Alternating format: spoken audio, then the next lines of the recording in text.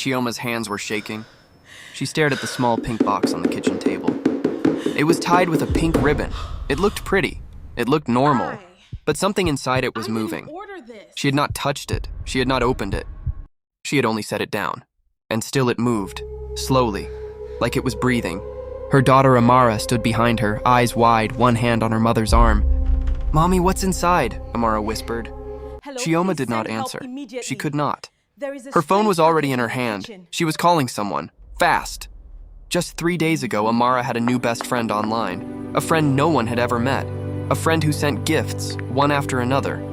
Small gifts, sweet gifts, gifts a child could not resist. Today the last one arrived, and it was alive.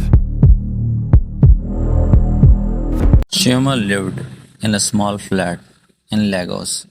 It had 2 bedrooms, a small kitchen, and one balcony that faced the street. She kept it clean. She kept it simple. Chioma was a single mother. She worked as a nurse at a private hospital nearby.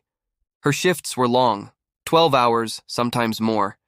But she never missed her daughter's bedtime, no matter how tired she was. Her daughter's name was Amara. She was 9 years old. Amara had big round eyes and a gap in her front teeth. She loved to draw. She drew flowers, houses, and sometimes her mother's face, always with a big smile on it. Amara went to a good private school called Brightway Academy. It was small but well known. The classes were modern. Every student used a tablet for homework and group chats.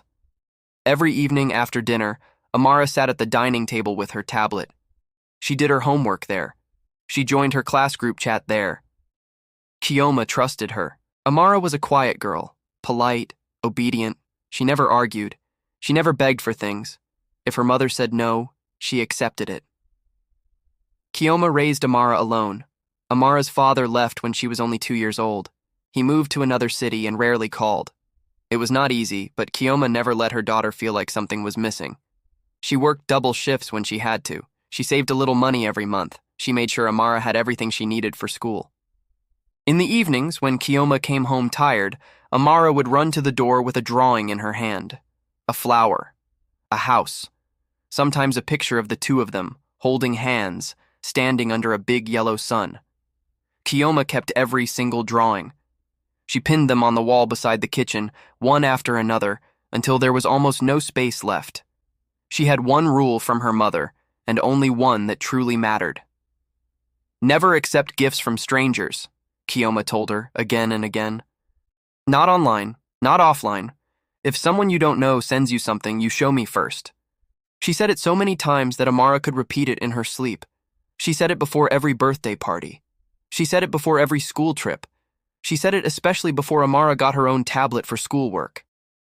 "Even if it looks small," Chioma would add, "even if it looks harmless, you still show me first, every time." Amara always nodded when she heard this. She always listened. For years, she never broke that rule. She was the kind of child who returned extra change at the shop. The kind of child who told the truth, even when it meant getting in trouble. Her teachers often said the same thing about her. Quiet, but solid. Steady in a way that was rare for a 9-year-old. Until one Tuesday evening, everything changed. It started small, the way most dangerous things do. A new girl joined Amara's class group chat. Her profile picture was bright and cheerful. Her name was Coco. Coco was not from Brightway Academy. She said she used to go there, but her family moved. She said she still followed the group because she missed her old classmates. No one questioned it. Children rarely do. Coco was funny. She sent stickers that made everyone laugh. She knew the newest songs. She knew the newest games. Even the class teacher, who checked the group sometimes, thought Coco seemed sweet. But out of everyone in that group, Coco picked Amara. "You're so smart," Coco messaged her one evening. "I like you the most. You're my best friend now." Amara felt something warm inside her chest.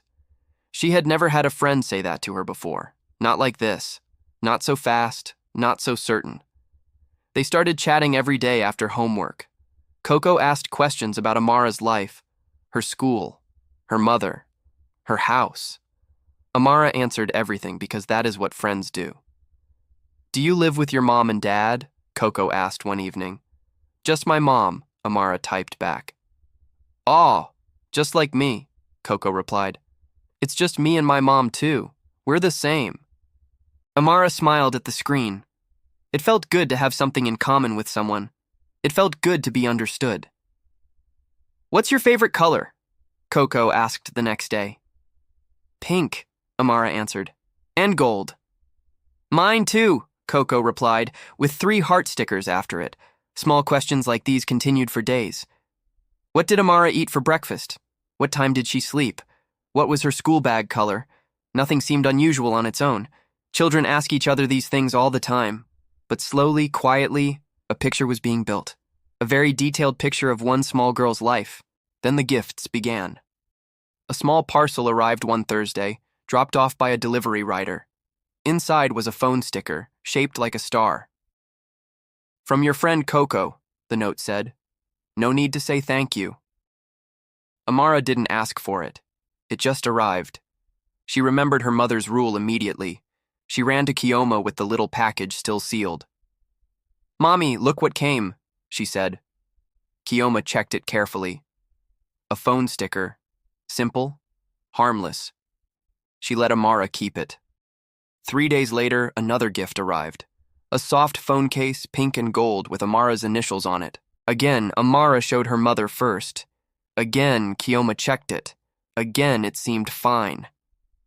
A week after that, a small bracelet came.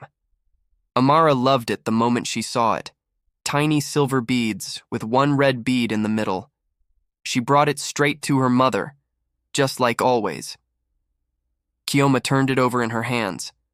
She looked at it for a long time. "Where is this from?" she asked. "From Coco," Amara said. "My friend from class." Chioma frowned slightly, but nothing about the bracelet looked wrong. No sharp edges, no strange smell, no hidden markings. She let Amara wear it. That night, everything felt normal. Dinner, homework, a bedtime story. Amara fell asleep with the bracelet still on her wrist. But later that night, Chioma woke up thirsty. She walked past Amara's room to get water. She heard something. Amara was talking, but she was asleep. Chioma stopped at the door. She listened. It was not normal sleep talking.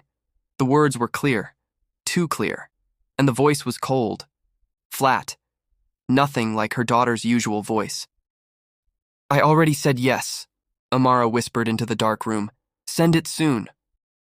Chioma's chest went tight. She stepped closer. "Amara?" she whispered. No answer. Amara's eyes were closed. Her breathing was steady. She was still asleep. Chioma stood there for a long moment, her heart pounding. Said yes to what? Send what? The next morning, Amara woke up as usual, cheerful, hungry for breakfast. She remembered nothing from the night before. Chioma didn't tell her what she heard, not yet. But something inside her had shifted. She started paying closer attention. At school that week, Amara's teacher called Chioma with a small update.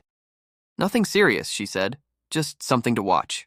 "Amara has been staring out the window a lot," the teacher said gently. "She used to finish her work first in class. This week she's been slower, a little distracted."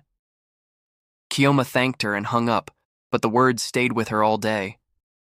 That evening, she watched Amara more closely than usual. Her daughter still smiled, still laughed at her favorite cartoons. But there were small moments too. A pause before answering a simple question. A faraway look when she thought no one was watching. Once, while doing her homework, Amara suddenly stopped writing and stared at her wrist, at the bracelet with the single red bead. "Everything okay?" Chioma asked softly. Amara blinked, as if waking from a small daydream. "Yes, Mommy," she said. "I was just thinking about something." "About what?" "I don't remember," Amara said, and went back to her homework. Chioma said nothing more that night, but she made a decision. She would look closer. She would find out exactly what was happening behind that glowing screen. That weekend, while Amara was in the shower, Chioma picked up the tablet. She opened the class group chat. She scrolled through the messages between Amara and Coco. At first, it looked like normal child talk, games, school gossip, silly jokes. But then Chioma noticed something odd. Coco always asked the same kind of question over and over in different ways. Did you get the gift yet? Did you like it? Did you wear it today? You wore it all day, right? Chioma scrolled further. She found other names in the group chat.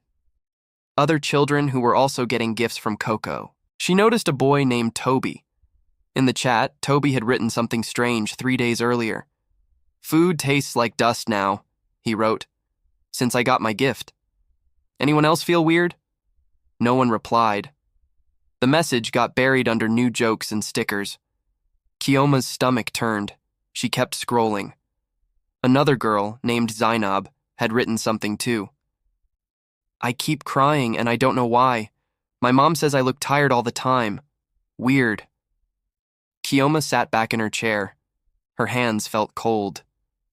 All of these children, Toby, Zainab, and now Amara, were Coco's special friends. All of them had received a gift. All of them had started acting strange soon after. Chioma tapped on Coco's profile picture. She saved it. Then she opened a search engine on her phone and searched the picture.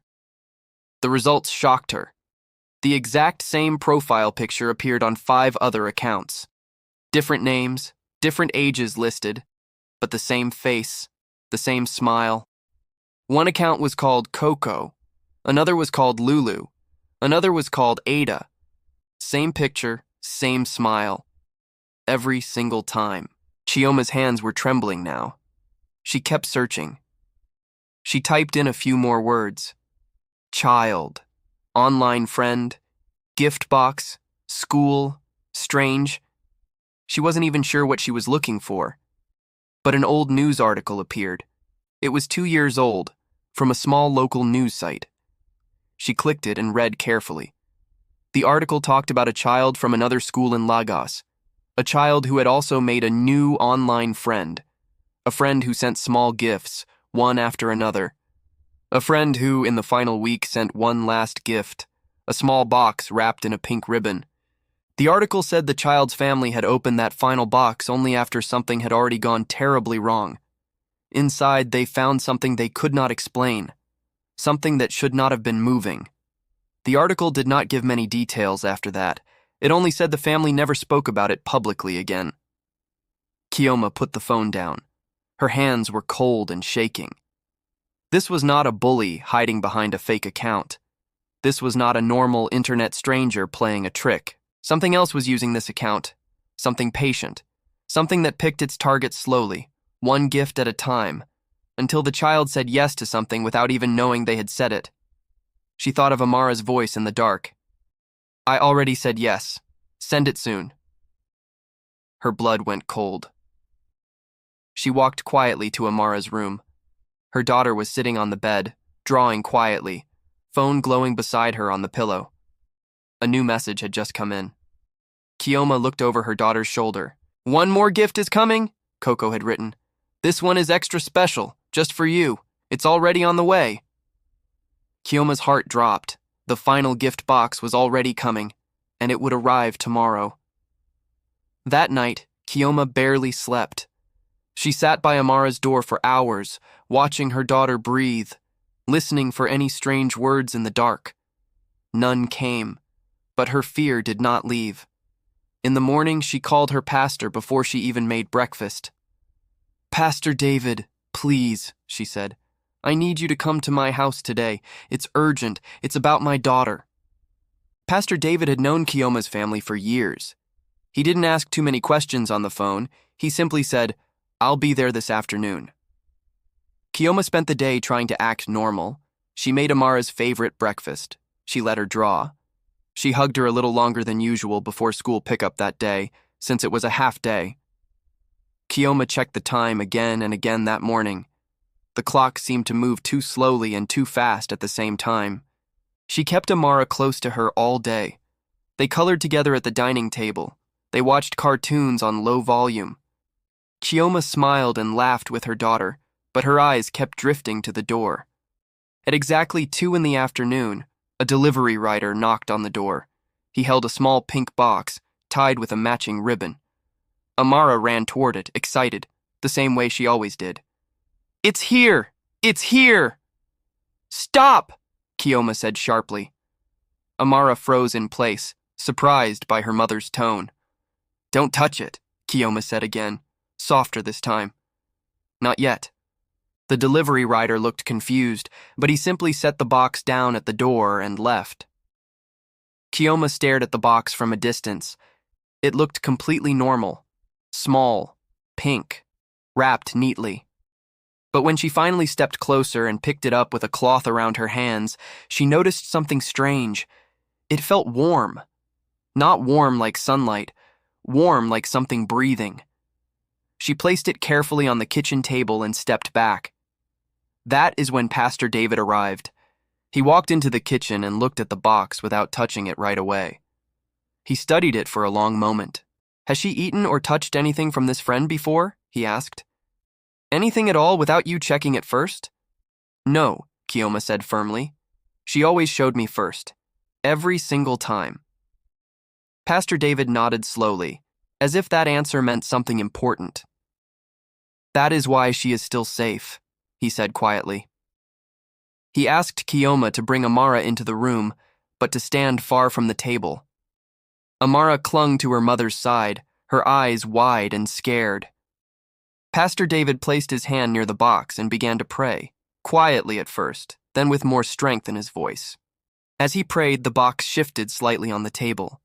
Amara gasped and stepped back further. Pastor David continued praying. After a few minutes, he carefully untied the ribbon and opened the lid. Inside was a small doll, but it was not an ordinary doll. It had Amara's exact hairstyle. 2 neat plaits tied with white ribbons, just like she wore to school. It had Amara's school uniform, stitched in perfect detail. It even had the same gap between its 2 front teeth, painted carefully onto its small, smiling face, and its chest was moving, rising, falling, like it was breathing. Amara screamed and buried her face in her mother's shoulder. Pastor David did not touch the doll with his bare hands. He kept praying, firm and steady, his voice filling the small kitchen. Slowly, the movement in the doll's chest became smaller. Then it stopped completely. The doll lay still in the box, lifeless now, just fabric and thread. Pastor David closed the lid gently and let out a breath. "This was not a gift," he said, turning to Chioma. "This was a trap. It needed her to touch it with her own hands, to accept it herself fully, without question. She never did that. Not once. That is what saved her." Chioma held her daughter tightly, tears running down her face. "Every other gift," Pastor David continued, "was only preparing the way, testing her, watching if she would obey the small rule or break it. Each time she brought it to you first, the door stayed closed a little longer." He picked up the sealed box carefully and wrapped it in a dark cloth. "This should not stay in the house," he said. "I will take it with me and deal with it properly." Chioma nodded, still holding Amara close. Her legs felt weak, but relief was slowly replacing the fear in her chest. "What about the bracelet?" she asked, suddenly remembering. "The one with the red bead." Amara looked down at her wrist. She had almost forgotten it was there. Pastor David examined it closely, then asked Amara to remove it and place it on the table, not in his hand, not in her mother's hand, but directly on the wood. He prayed over it the same way he had prayed over the box. After a few minutes, he nodded. "This one carried no danger on its own," he said. "But it was the thread connecting the other gifts. It was how they were watching her. It is best it goes as well." Amara didn't argue. She had already begun to understand, in her own small way, that the pretty things were not always the safe things. That same evening, Chioma reported the account. Within hours, Coco and every message history disappeared from the platform completely, as if it had never existed at all. But Chioma didn't stop there. She called Toby's mother. She called Zainab's mother. She told them everything, calmly, clearly, one detail at a time. At first, both mothers were quiet on the phone. Some things are hard to believe. But when they checked their own children's chats, they found the exact same pattern, the same gifts, the same questions, the same strange changes in their children's behavior. Toby's mother remembered her son complaining that food tasted like dust. Zainab's mother remembered her daughter crying for no reason, night after night. The three mothers met the next day and brought everything to the school. The school held an emergency meeting. Teachers reviewed every class group chat. They found more names, more children who had received small gifts from accounts that no longer existed. New rules were put in place immediately. No child could add unknown accounts to any class group. All online gifts and messages from strangers had to be reported straight away. Parents were given simple guidelines to follow at home, the same kind of guideline Chioma had already been using for years. The school also invited a child safety expert to speak to all the parents that week. She explained how these kinds of accounts pick their targets. They often choose children who are kind, quiet, and eager to please. They study them slowly, through small gifts and small questions, until the child feels close enough to say yes to something bigger. Many parents in that room went home and changed their family rules that same night.